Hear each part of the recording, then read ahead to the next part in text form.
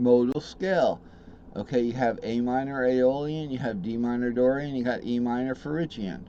Just remember, the Lydian box, the short one's in the C box, the long one's in its own modal, and that you've got the A shape, it's the A shaped C in the A box. Okay, now you've gone from the C to the A box, and then you have E shaped F, E shaped G.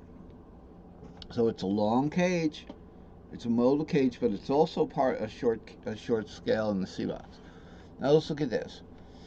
These are just shapes. So when I say this is the A box here, okay, now we're looking at different shapes. Sure, we've got our regular, if we're in the key of C, down here in the C again, this is borrowing back into what I was just saying we're getting out of. Now it's to the left of it. We still have our A minor, E minor, D minor.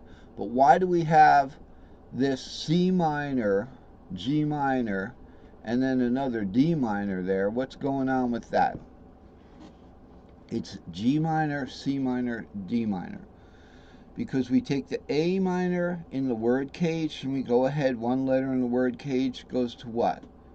C, A goes to what? Goes to G. Believe me, I had blocks with this. Because once I'm playing,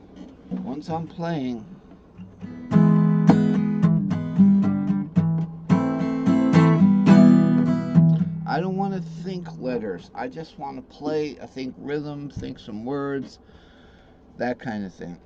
So the more you get used to doing the cage word and then pentatonic, C, or C, A, G, E, D, and then pentatonic C, D, E, G, A. If you start on the D, it's D, E, G, A, C. It's just the cage word backwards. I just add the C4 because we have the Lydian box, and we also have the Ionian box. I'm not going to scoot over there right now, but I just want to say the Ionian box is the Locrian Ionian box. Here's the Locrian scale, the Ionian scale. Okay, they're in the same box, same thing. So we have Phrygian Locrian box, and we have Locrian, the Phrygian Lydian box, and we have Locrian and the Ionian box together. Now, we take the cage word letter ahead. One A minor is going to go to C minor.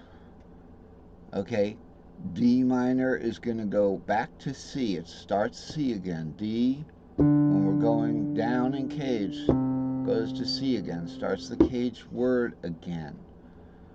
So D minor goes to C minor, and then we have E minor goes to what? C, A, G, E, D, to D minor. So here's the three of them here. If I capo the 5, then I'm in the key of C here. If I capo G, G is the 5th of C. Lowest playable note right here is a G. How are we going to play a G minor when we have a capo right there? Okay, so this gets into definitely problems that are married, for those of you who might know what I'm talking about. So we have the capo right there. I'm going to extend it down a little bit, but every time I extend it down, then I find myself having to erase this part here next time when I want to use this again. So it's just reusing information that's helpful. If it's good, reuse it. Okay? So that's the capo in the A box. Doesn't matter what key. So that's the one thing I was talking about, the problems. So this is no longer a C minor. Okay, this was an A minor in the key of C. But in the key of C, we're not going to do C minor, G minor, D minor. By the way, I've added these little half diminished, means this is a G shape. So here's a G shaped half diminished. Well, let's look at its buddy. the Ionian, because remember, Ionian is right next to Lydian, so they're buddies. So here's the root, 3, 5, root. Okay, the G-shaped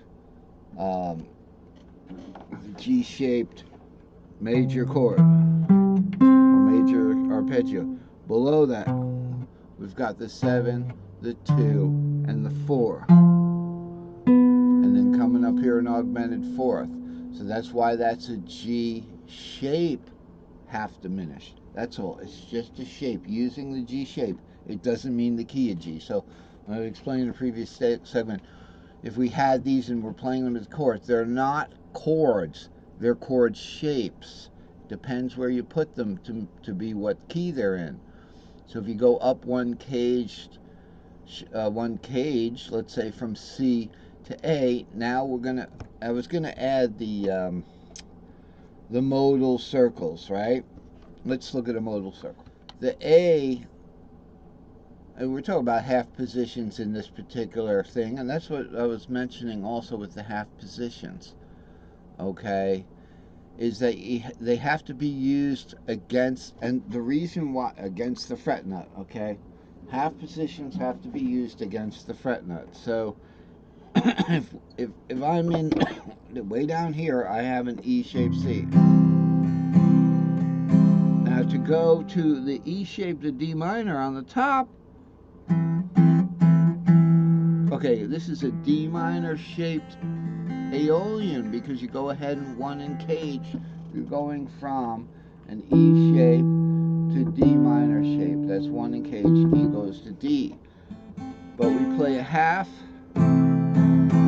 because we don't have the whole D minor, like as if we were starting from 2 over here and doing a nice D minor shape up here, or if say we're in the C box up here, sorry, doing a nice D minor shape, where the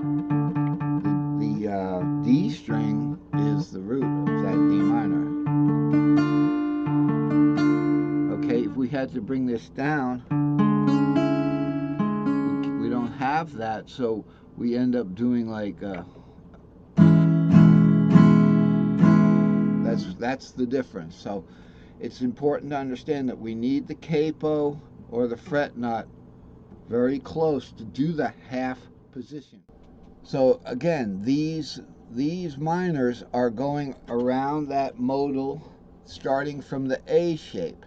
The 4th of that A shape was the D shape. When we got down on the circle, it would be like backwards to the D, okay, D minor, D major, okay, and then the 5th gets to the E shape on that circle. So this is 1, 4, 5 of those circles we were just talking about. This is 6, 2, 3 of those circles we were talking about. So we're in the A box. So we've explained that these are shapes now. They're not actual chords. C-shaped F and D-shaped D. See? Because there's no barring involved. And by the way, in the E box, instead of a bar, we extend back down to a long C for the C-shaped G right here. All right. So a little review on the cage shapes of playing the chords. Again, with the minor chord, the minors. Okay, so the reason why I've listed this right here as G minor, C minor, D minor, and not G minor 7th, C minor 7th, and G minor 7th is so that we have the freedom to look over here and go 6 root 3 right here. Okay? We have that freedom to look at it that way, but that could just as easily be G minor 7th, C minor 7th, and D minor 7th. In the A cage, we're looking at G minor, C minor, and D minor. The missing minors are the A minor and the E minor. Now, they are not in the A cage. The A minor, there is no A minor. If you look at it, the A minor in the A cage is G, C. It's a C minor. It's an A minor shaped C minor.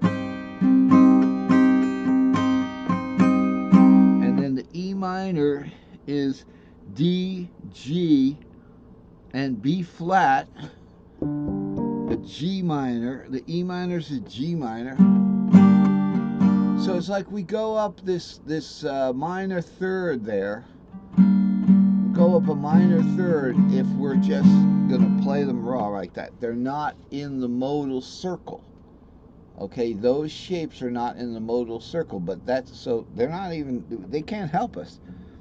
The A minor shape and the E minor shape are not part of the A caged minor modal scale. The A caged modal scale is what? We had it up before, right? We had the circle. It got the A shaped C. And then we have what? We have the C minor shaped D minor. And then we have the D minor shaped E minor, which we're going to get. Then we have the D shaped F. Then we have the E shaped G. Then we have the G minor shaped. Now this one's a little hard to get. I'm only going to get the top part of it. A minor, A minor 7th, right? And the thumb, the A's right there.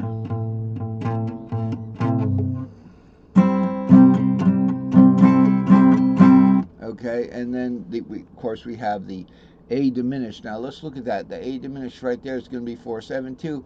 We have the bar right here. All we have to do is hit this 7. We're going to hit this 6 up here for a this is the 6 we're going to hit up there in the A cage. Look at that.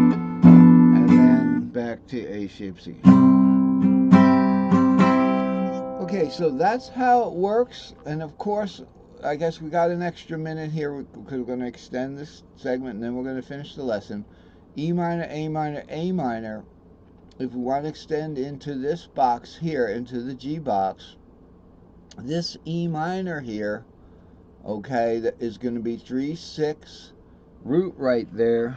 So it's E minor. Remember, we're still got the capo on the 5 in the A box. E minor.